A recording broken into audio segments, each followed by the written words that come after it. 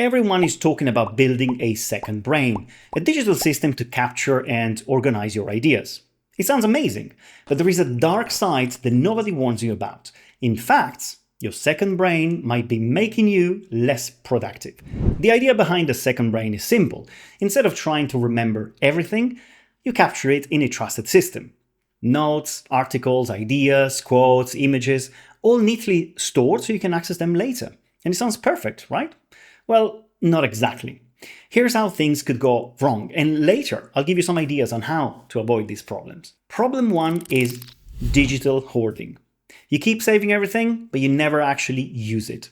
Your second brain becomes a junk drawer. Note hoarding could promote a sort of cognitive laziness, and psychologists call this the storage versus processing trade-off. Writing something down can create an illusion of competence. You feel like you've learned it, but actually you haven't. And this is similar to students who highlight textbooks very heavily, but never test themselves. It feels productive, but it isn't. Over time, the hoarding of information can encourage passive consumption rather than active learning. And this could make your second brain a digital jungle that is more cluttered than your first brain. Problem 2. Weakened memory. Studies show that when we outsource memory, we stop remembering the details ourselves. You remember where the note is, but not the actual idea. And this is because cognitive offloading leads to weaker recall. And research on cognitive offloading, which is basically using external tools to remember things, shows that while it frees up mental resources, it can also reduce how much we actively remember. There is basically a reduction in memory consolidation. A paper from 2011 found that when people knew information would be stored on a computer, they were less likely to remember the information itself and more likely to remember where it was stored. And this is referred to as the Google effect. And talking about Google, another good example is this. Have you ever noticed that since you've started using Google Maps or whatever, Apple Maps, to get directions, you can't read maps as you used to? A study in 2009 found that heavy GPS users show worse hippocampal-dependent spatial memory, which means that this thing does have a real effect on your brain. Basically, shallower encoding leads to storing information without rehearsal, which means the hippocampus isn't engaged enough to consolidate memories. Problem 3 is the system maintenance trap. Tagging, organizing, creating deep folder structures, rules, workflows. You basically spend more time slicing and fixing the system than thinking. People always try to separate information using the usual deep folder structures. However, having fragmented information or fragmented bits of information rigidly segregated in folders and subfolders reduces the chances of creating connections between apparently disconnected ideas. For example, this is a jar with some notes, and while I'm looking for a note, I could mistakenly, or maybe I should say serendipitously, open a completely different one and maybe discover that there is an interesting connection there that could extend my thinking in a different direction. But this wouldn't be possible if this jar only contained notes about the same subject, let's say only yellow notes, provided that every color is a category. Problem 4 is decision fatigue. When you have too many folders, too many tags, too many structures, you waste energy deciding where you should go instead of doing the actual work. Sometimes organizing, tagging, linking, formatting can become a productive hobby in itself.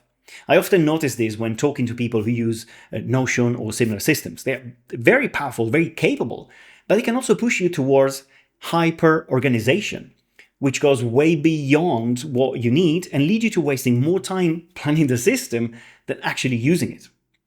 Systems that are too complex can become a barrier to adoption and use. And really, if your second brain requires significant cognitive load just to maintain, then it defeats the purpose of freeing up mental space. This can become yet another task on a to-do list rather than a helpful tool. And in this sense, people can end up with sprawling systems they don't trust or can't navigate, and instead of clarity becomes a source of overwhelm and confusion. Problem 5 is false productivity. Adding notes feels like progress, but it is not learning.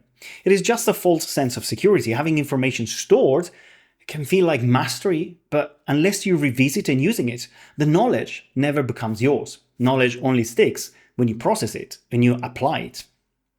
So, in short, a second brain works best as an extension of your thinking rather than a substitute.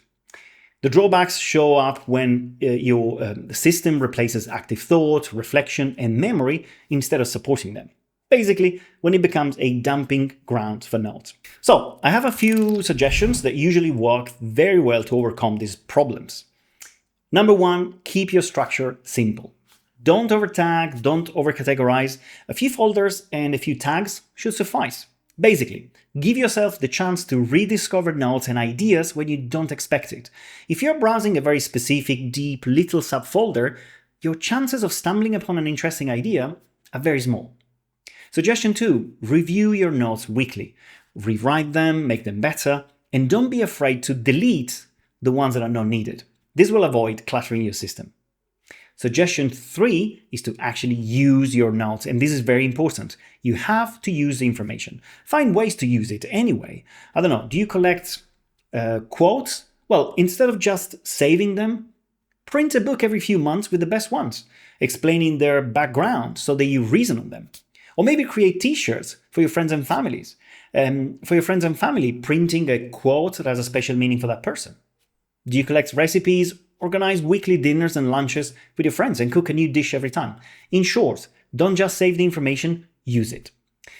Suggestion 4 is to summarize ideas in your own words so they stick. And this is another very important thing. Don't just copy and paste information. That is useless and it doesn't really engage your brain. Instead, write stuff in your own words. Basically, process the information and save the output. And if you have to copy and paste things verbatim, maybe for scientific research, well, process the information there and then. One of the best ways is to add a short introduction that summarizes why the note you're about to paste is important and relevant. Number 5, one of my favorites, is to link your notes. Every time you find a possible connection between two of your notes, even an unusual connection, just link them. You will give your future self new pathways to explore when researching a topic, or maybe simply when reviewing or reopening old notes. To discover how to link notes in Apple Notes, watch this video. For now, thanks for watching and see you soon.